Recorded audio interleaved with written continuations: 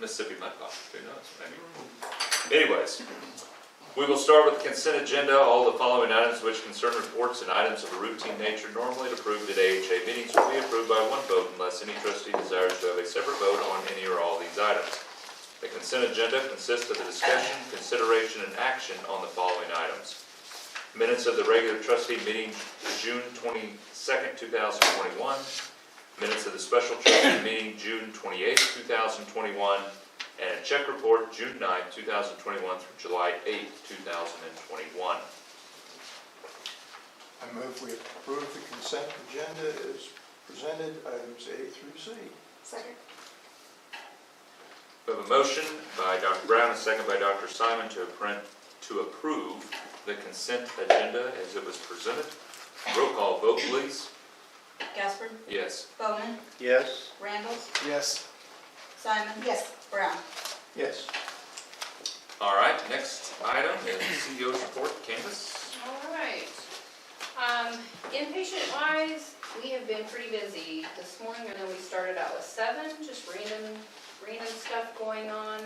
Nothing, no inpatients with COVID, but as you probably heard in the news, we are having some people test positive for COVID. I think over the last week we've had 3. I do want to emphasize, though, that there is a misconception that people are saying, no reason to get your COVID vaccine, because I'm hearing of people that have had the vaccine test positive for COVID. While that can be true, those are typically not the people, though, that are hospitalized with COVID or dying of COVID. So I still think the vaccine is important and does give your immune system an opportunity to be primed to fight COVID if you were to contract it. So still important to get vaccinated if you have not been vaccinated. Emergency rooms or emergency department has still been busy.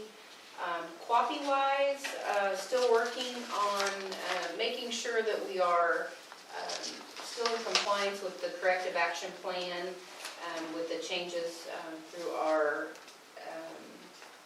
that found through our D&D survey for accreditation, and that seems to be going well. One of those things was we ended up implementing a new vendor for our remote telepharmacy.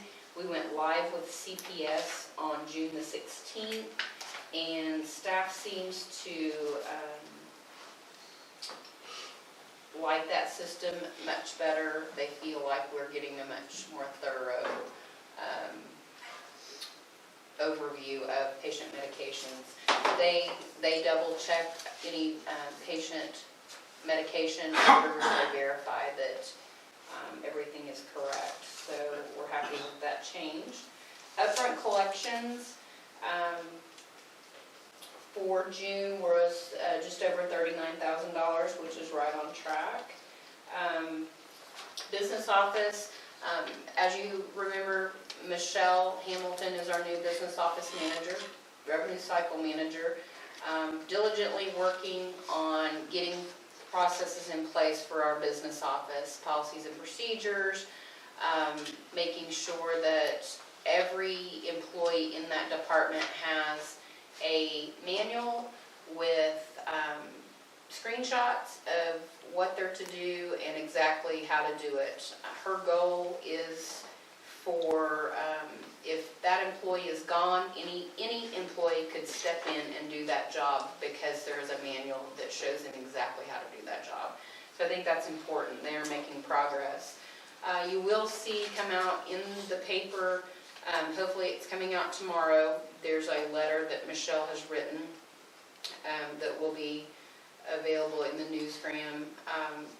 We have had issues with our collections efforts, and we are going to take a step back and take 45 days to review all account balances, because we've had some patients that had paid settled accounts and they received collection calls, and then of course there was patients that had not received any statements and they were receiving collection calls.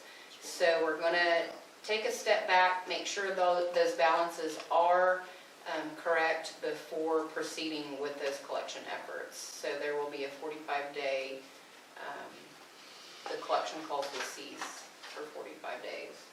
Does anybody have any questions about that? Michelle's doing a great job. I feel like we're very lucky to have, I know, it's just tormenting everybody. We're like, nope, over there. So Michelle's doing a great job. I feel very fortunate to have her expertise, and I feel confident that we're really getting somewhere in our billing processes. I think we do a great job taking care of patients. I can understand why patients have a problem with our business office and our processes. So I really think Michelle is going to bring confidence back to the public to make sure that we're doing our billing processes correctly. So fingers crossed that it won't be much longer till we get to that point. Physician clinics, City of Alva is busy with Suites J and K downtown. We will be moving hopefully by the 1st of September when Doctors Burke and Burke get here. We're going to move over to J and K to provide us with more clinic rooms and decrease our overhead staff, not have to run 2 separate offices and repeat everything. So we're moving over there. Actually, Steve is to thank for that. We went down and tried to figure out how we could accomplish doing that, and so we're gonna, they cut a couple holes in the wall so that we can go back and forth between those 2 suites, and I think it'll work great. So we're busy getting stuff squared away to get that done by the 1st of September.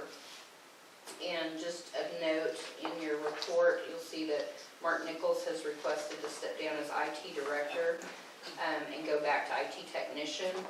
And I'm currently working on a possible solution for that with a hospital that actually has Meditech experience. So I think that will give them, it's really been hard because they've not been able to get any Meditech training with COVID. We've been at that a year and a half, and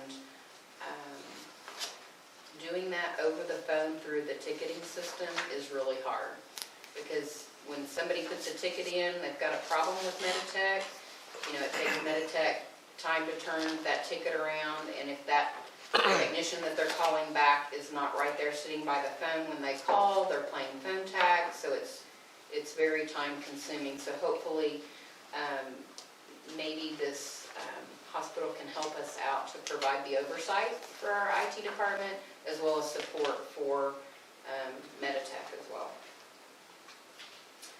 That's all I have. Does anybody have anything for me? I don't know if this is the right time. I've had a couple of people ask about the doors going into surgery.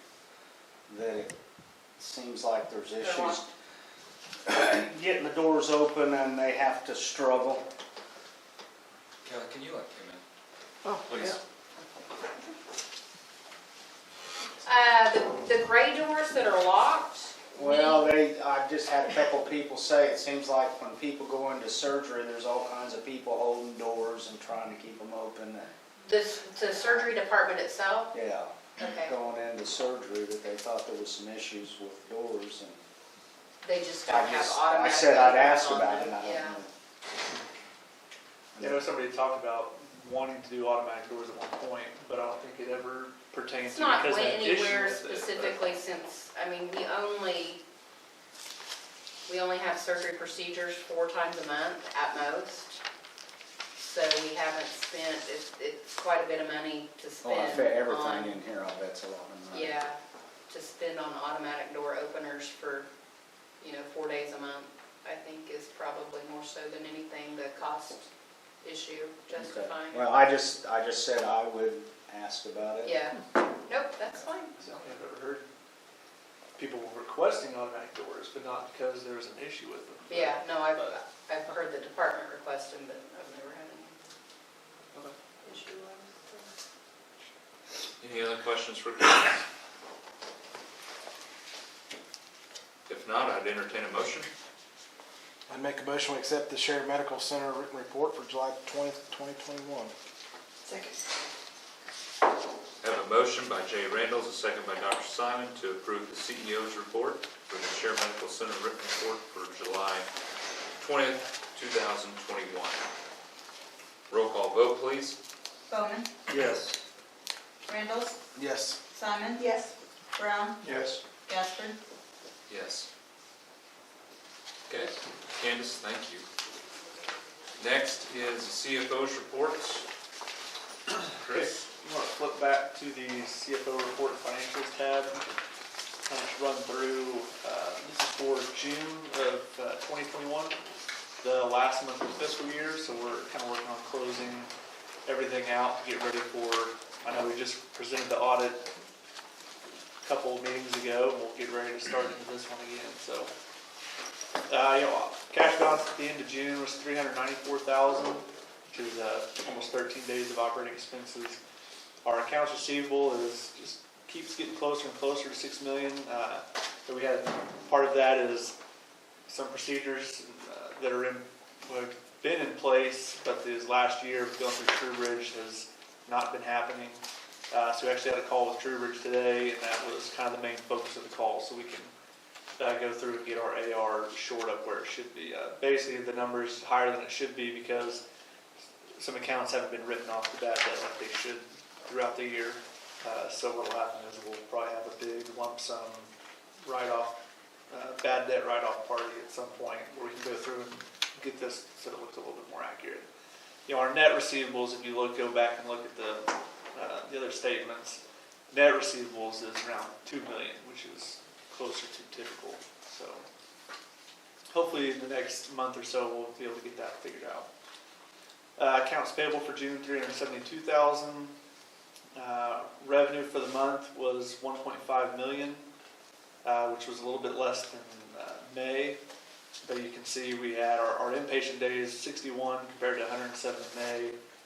It kind of was a big reason for that. We had some more office visits. Our outpatient was up a little bit.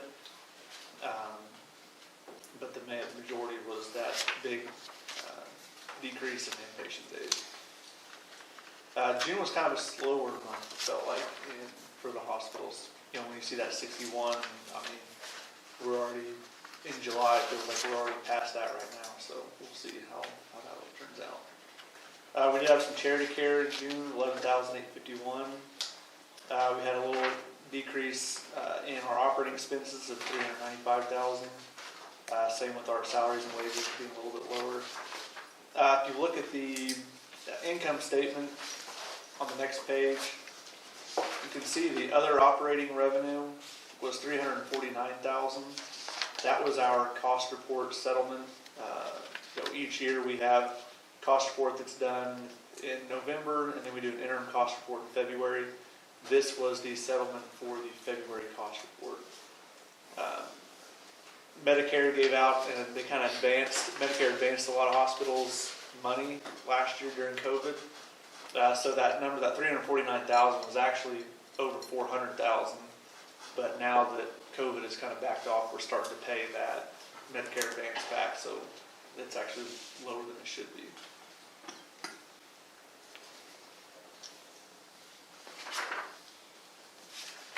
Flip back a couple more pages, you can actually see the year-to-date for this year and last year. And really, as far as it goes to patient revenue, there was not a big difference from 2020 to 2021, which I don't know if anybody finds that interesting. I kind of did with the COVID happening in a lot of COVID in 2020 and then some in 21.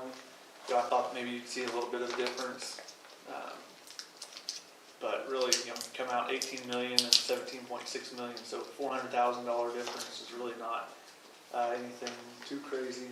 If you look at the other operating revenue, that's where you can see the large difference. 3.8 million this year to 1 million last year, and that is all has to pertain to the COVID CARES Act money that we received, which then obviously helped the bottom line. You guys have any questions about the hospital?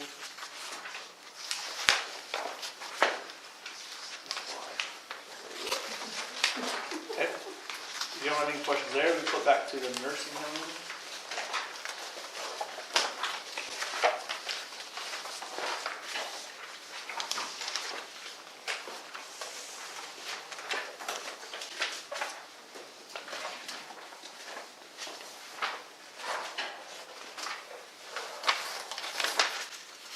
Okay, nursing home cash balance, $438,292, so 44.5 days of operating expenses. Their AR is $664,000, which is a decrease of $55,000. I think they're just doing a good job of getting all of their accounts starting to get collected on. See a little bit of a drop. Also, having fewer skilled days will kind of play a part in that also. Accounts payable looks odd because it says negative 15,000. That is what the statements will say. However, that is not the actual accounts payable.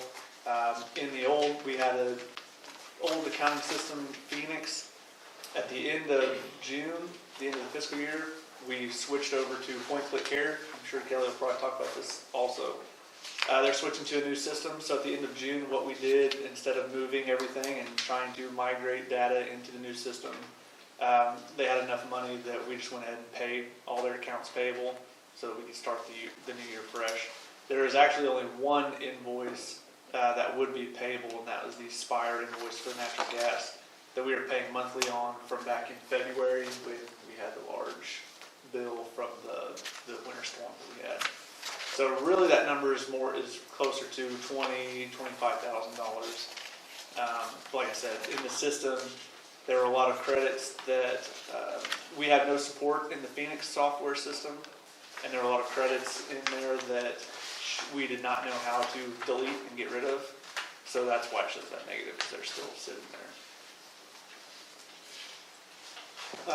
Patient revenue for the month, $243,000, $15,000 increase from the prior month. Total patient days were 1,111 compared to 1,132 in May. So I guess you see a little bit of a drop in patient days, but an uptick in patient revenue. I haven't looked at Kelly's report, but my guess is that has to do with skilled days as well. Operating expenses were $95,000, which is a decrease of almost $2,000 from the prior month. Wages and salaries were pretty close to what they had the prior month as well.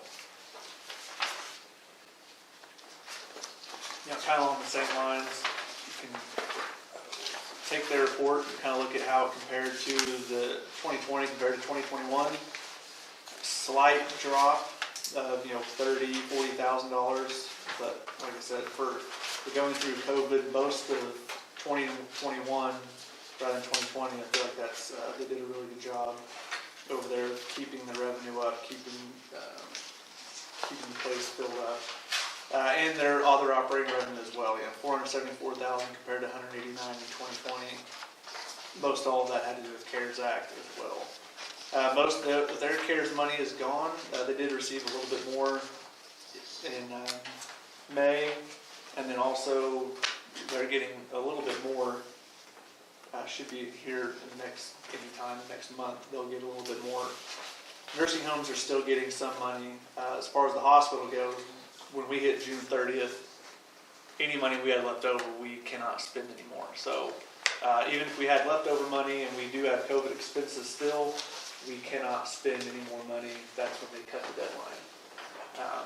But the nursing home, they just received this, so they can still spend that money when they see fit. Any questions about the nursing home?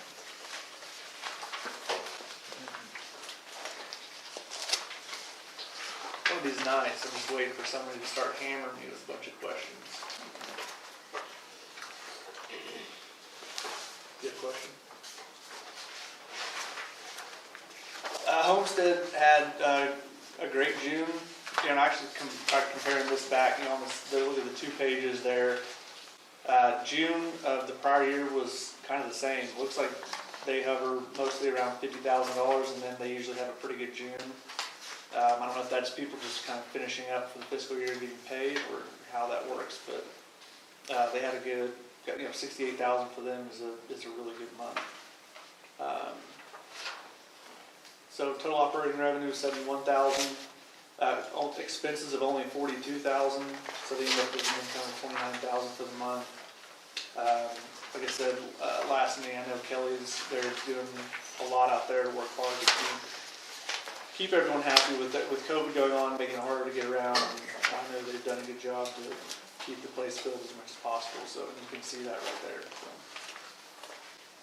Any homestead questions?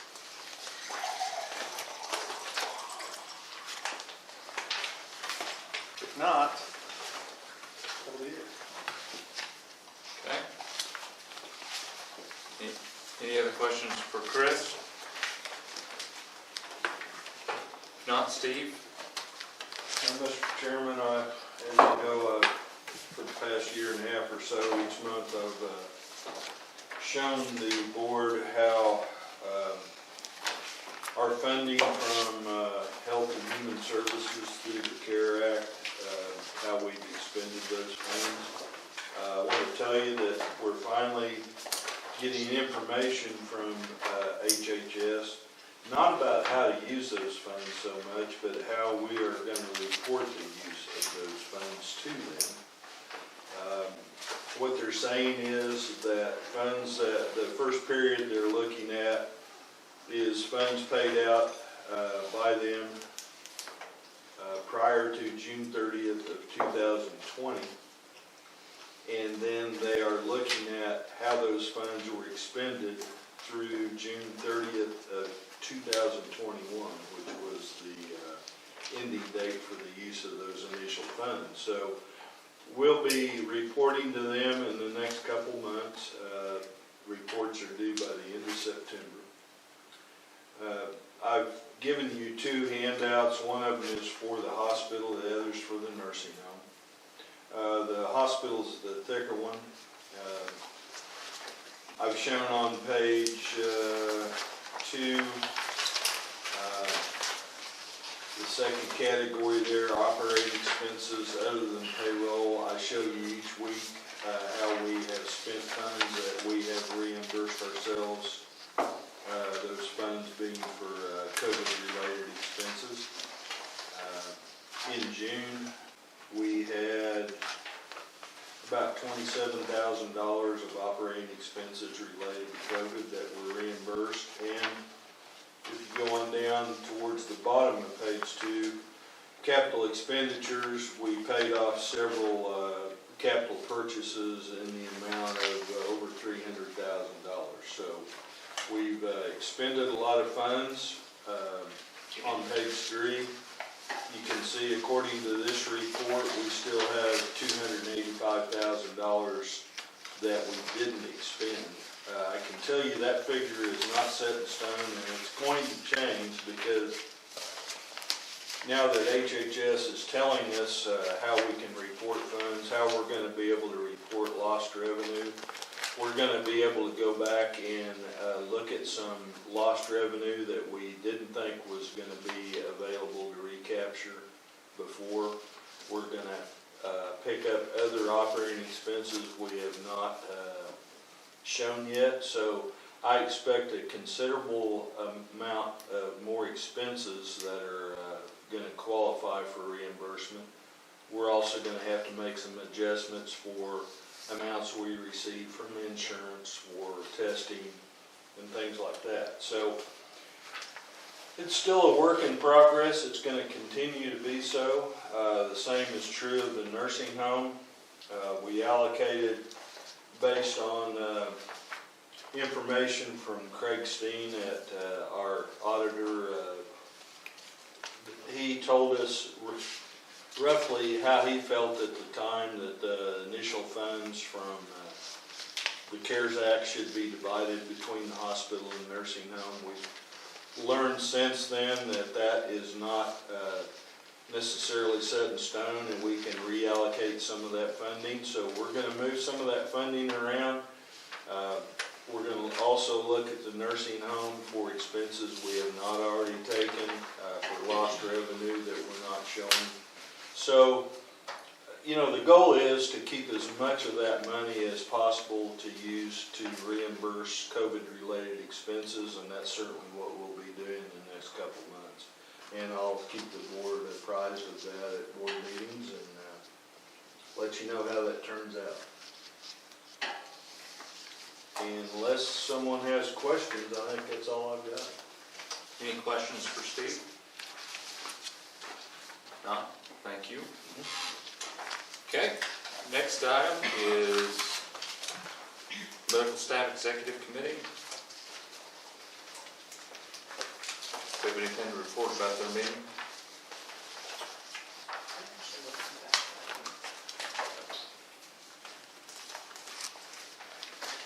Samuel Taylor is a new ER locums provider that we squeezed in just in case. We have one that, we need to contract with, that he would be familiar with our ER in case somebody needed to take some time off. That's who that is. That was the only one that looks like was approved in that stuff. Okay, so we need to appoint to courtesy staff Samuel Taylor, MD. I'd entertain a motion. I move we appoint to courtesy staff Samuel Taylor, MD. Second. A motion by Jay Randalls, a second by Dr. Simon to appoint to courtesy staff Samuel Taylor, MD. Roll call vote, please. Randalls? Yes. Simon? Yes. Brown? Yes. Ball? Yes. Gaspard? Yes. Bowman? Yes. All right. Next item is Quapping. I actually went over that in my report. That was a part of my report.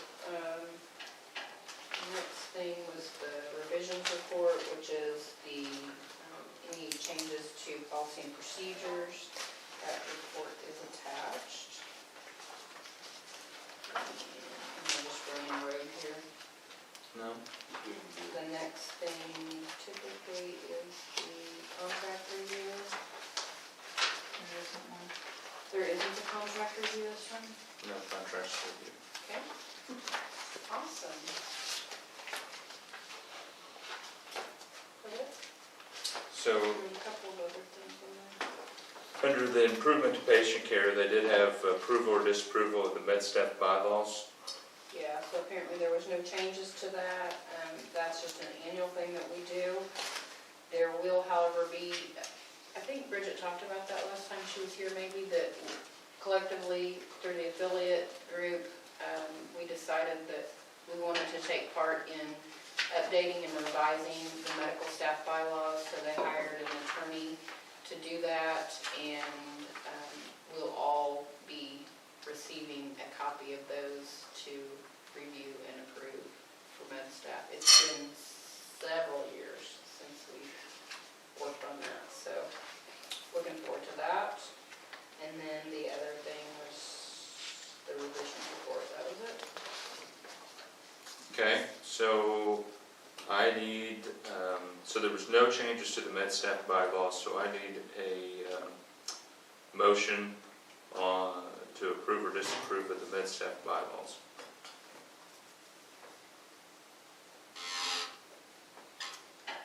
I move that we approve the med staff bylaws. Second. I have a motion by Dr. Simon, a second by Jay Randalls to approve the med staff bylaws.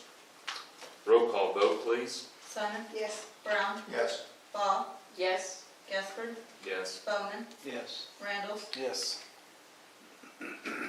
Okay, the next item is the tuberculosis risk assessment.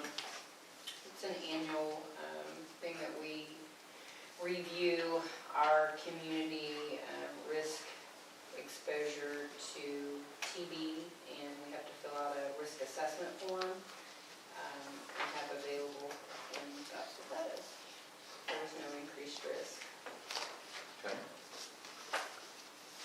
So I would entertain a motion on the tuberculosis risk assessment. I move we approve the tuberculosis risk assessment. Second. We have a motion by Jay Randalls, a second by Dr. Simon for the approval of the tuberculosis risk assessment. Roll call vote, please. Brown, Yes. Bob, Yes. Gasper, Yes. Bowman, Yes. Randalls, Yes. Simon. Yes. Okay. Next is the convalescent home report. Kelly? I apologize for not getting you a written report this past month. I will have that taken care of next month. I do want to Chris talked about the revenue, and we have had an average daily census of about 40 and a half for the year to date through the end of June. And that is quite a bit down, so when you look at our financials, the margin should be quite a bit more, to be honest, because the census has just not been that great. We've, lost several residents without, for a several month period of time, not having really anybody interested in moving into a long-term care facility. And we are starting to see that pick up. We averaged 37 residents in June. Where we sit today, month to date, for July, we're at almost 39, 38.7. So we are getting some admissions, and we're getting skilled nursing admissions as well, which is going to pay at a higher rate. So I hope that I was glad and then maybe a little bit surprised, and probably a lot to do with having some of that COVID relief funding, that we were able to stay in the black for 2020 and 2021. But I think this upcoming year should be a little bit better for us. We are, Tierna Adair and I, Tierna's our DON, are preparing to go do some marketing calls in some of the other bigger hospitals in the area to encourage them to think about us with their patients that need to be discharged from acute care and going to need skilled nursing. We have, in the last month, admitted people from Sealing. We've admitted people from Shawnee, and so, of course, Alva and, the area right around here. But we don't get phone calls. We got a referral from Elk City today.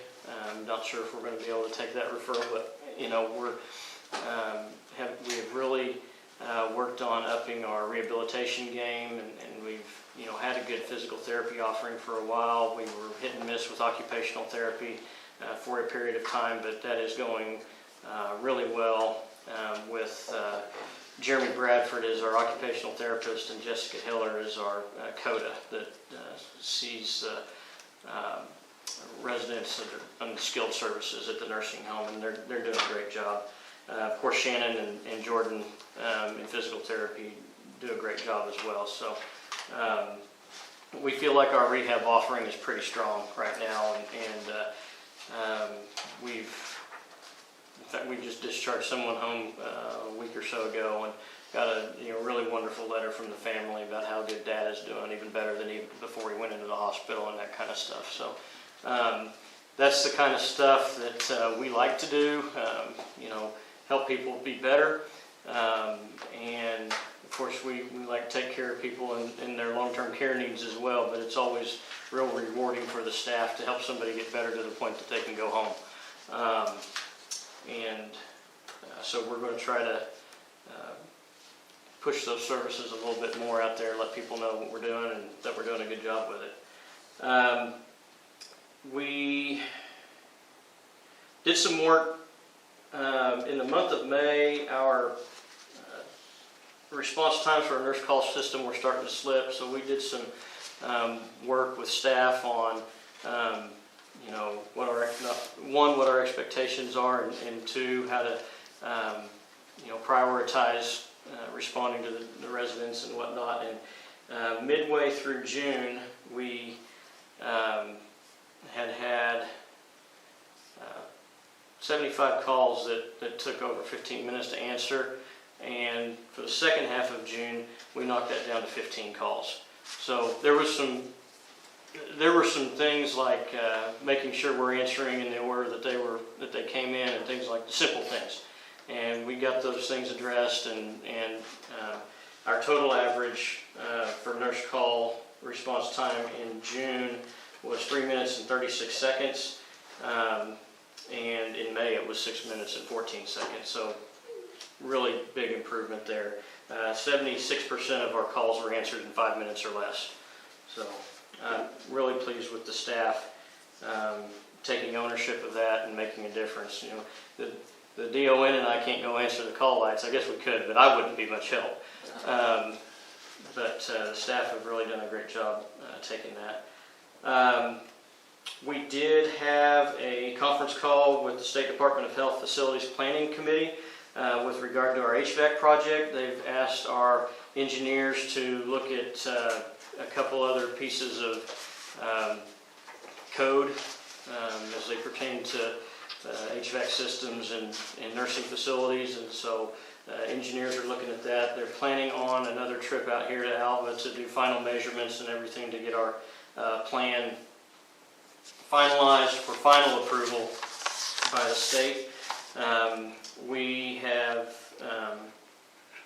decided that as far as a phasing plan is concerned, how are we going to convert the HVAC in our entire facility and still take care of, you know, our patients.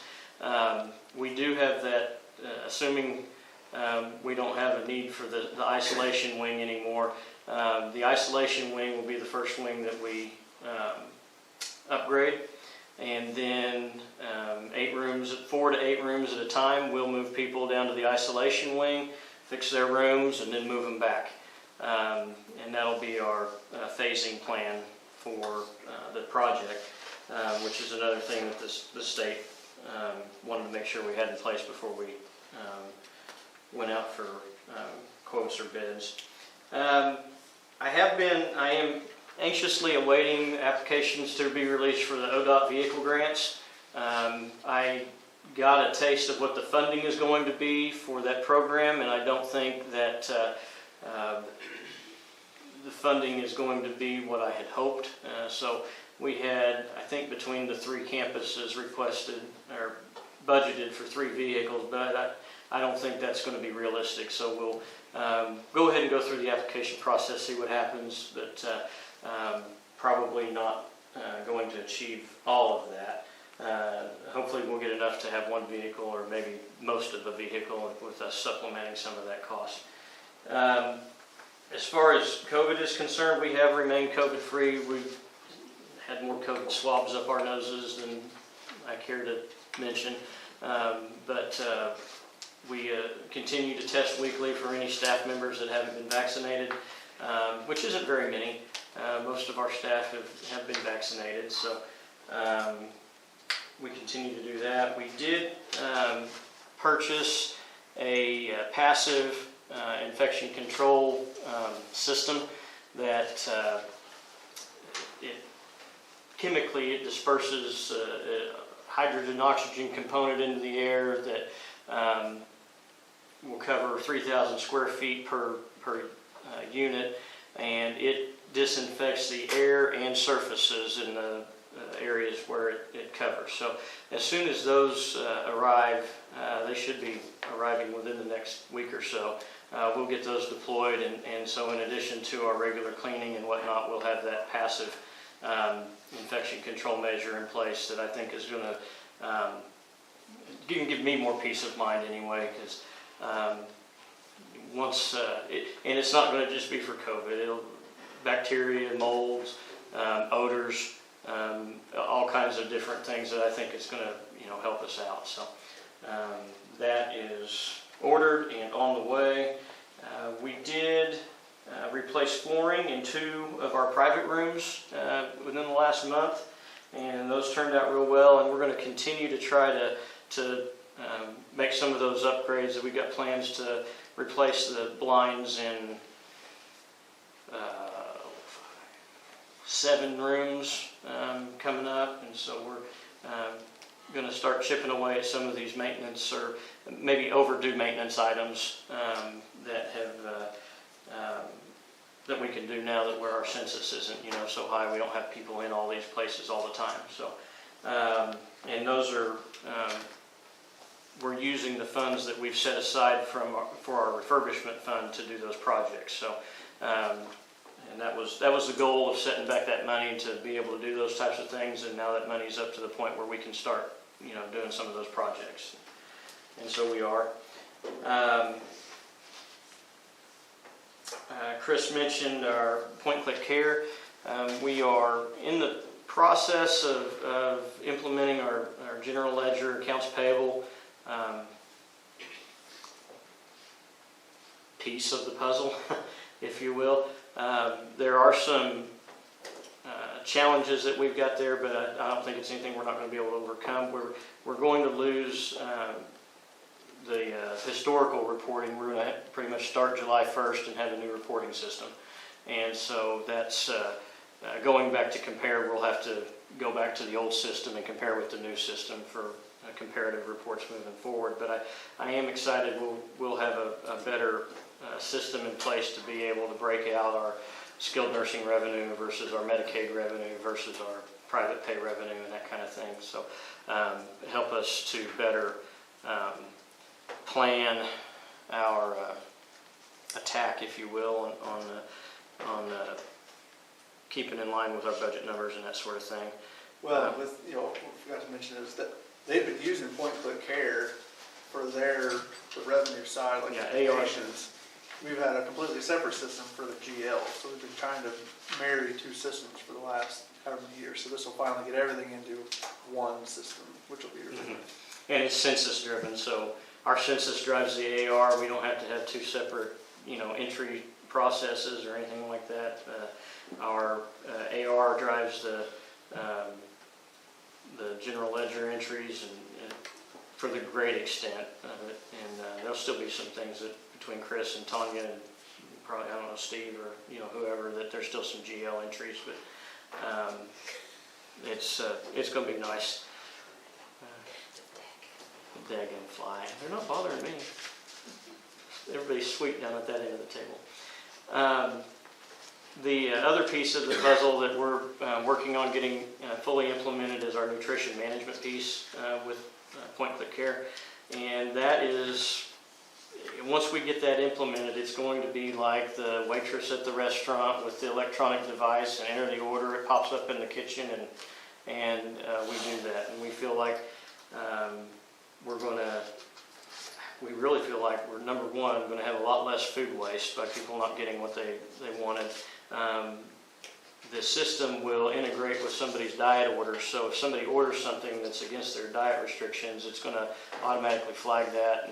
And while we do accommodate requests that are outside of medical advice, it's going to allow us to better educate our residents when they are making choices that aren't in their best interests. So some of them don't care, and we're still going to, we're diabetic and we still want that Coke float, but and that's their right. They've earned it. So we're in the process of implementing that as well.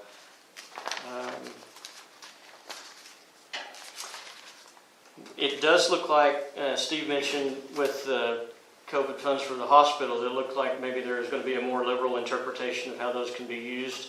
I think that's going to be the same for the nursing home. Looks like, some of the stuff that we hadn't counted as a COVID expense up to this point, electronic health record being one of them. Some of those expenses, we may have already used all those expenses and not have to try to figure out new ways to spend money. And we may have already spent that money, which we would be able to then just count that as reimbursing ourselves for those expenses, and at that point it just becomes cash that we have available for other projects. So I think as far as nursing home goes, the main thing I'm going to be working on and we're going to be working on is getting our census back up to where our revenue is where it needs to be, because I think our expenses are pretty well, I don't see us having much variance up or down with our expenses moving forward. Happy to answer any questions. Any questions for Kelly? If not, Homestead? The Homestead has had some admissions, and I think they have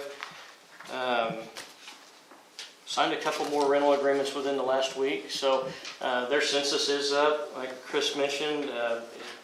I in the time that I was over there every day, I never really could put my finger on the trending, the up and down of the census.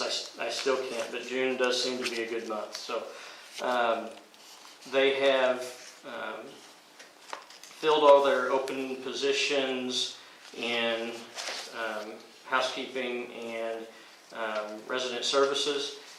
They still could stand to hire 1 or 2 people in the kitchen, and so we're looking for those folks to join our team. The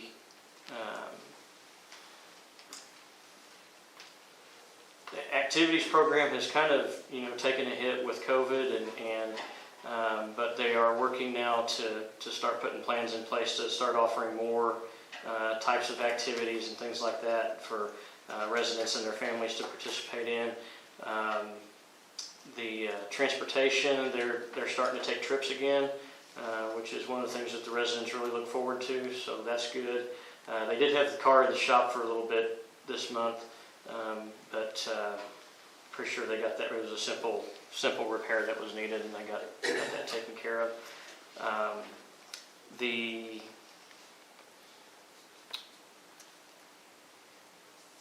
Like I said, the census is up.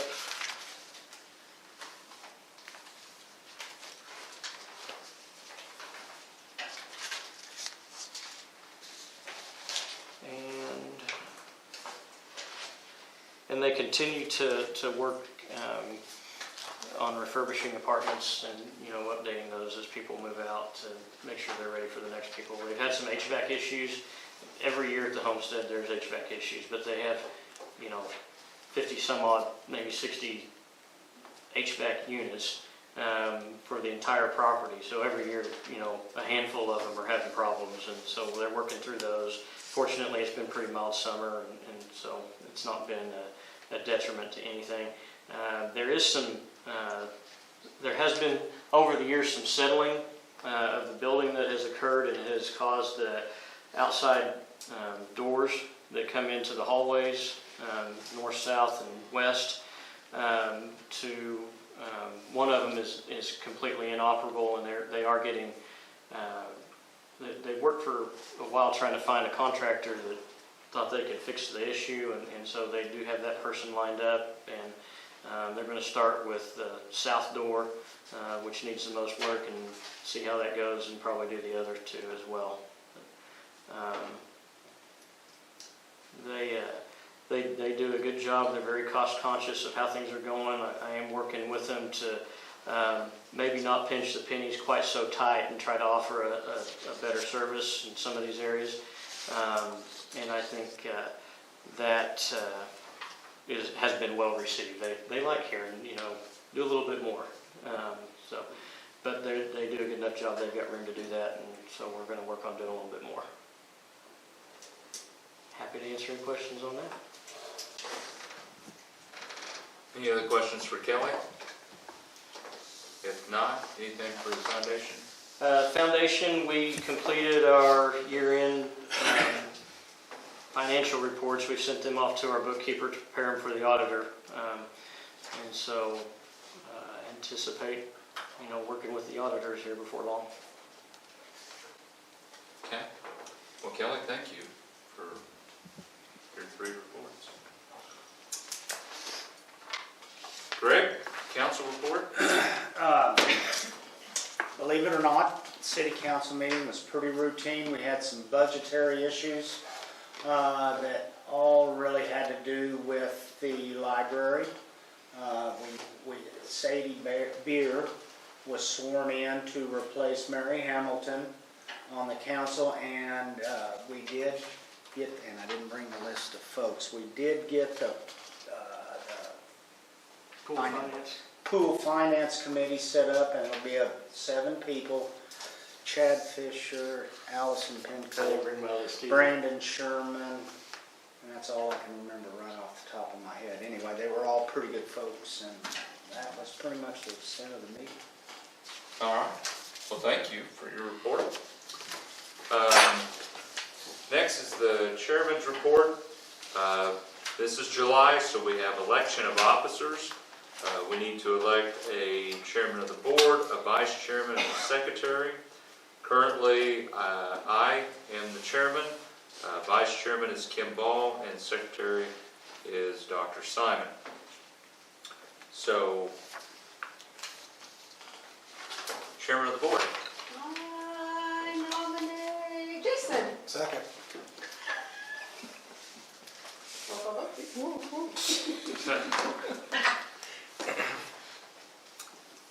Would anybody else like to That be was the chairman? liveliest discussion we've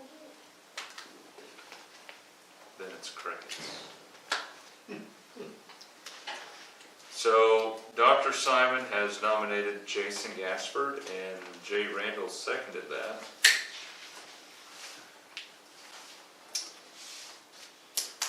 Roll call vote, please.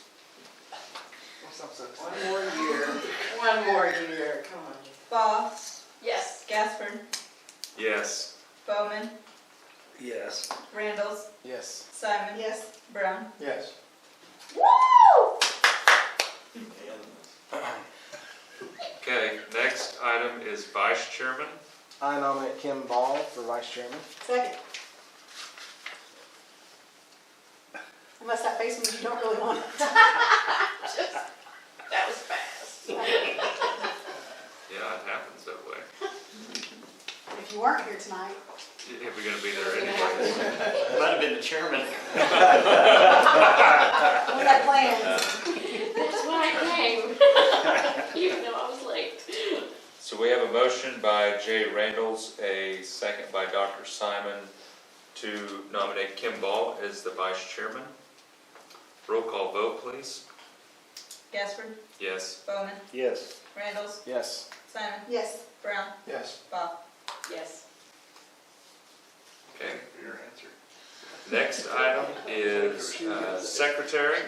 I nominate Dr. Haley Simon for secretary. Second. She's doing a really good job of nominating people. So we have a nomination by Jay Randalls, a second by Dr. Brown to nominate Dr. Hala Simon to secretary. Roll call vote, please. Bowman, Yes. Randalls, Yes. Simon. Yes. Brown, Yes. Ball, Yes. Gaspard. Yes. Thank you to all of you for willing to serve in those capacities, and thank you for your past support. Thank you, Zoe. You're welcome. Congratulations. We appreciate it. Congratulations. Throw a party. No. All right, there are no other items of new business. Our next meeting is August 24th. So we are adjourned. Have a good evening.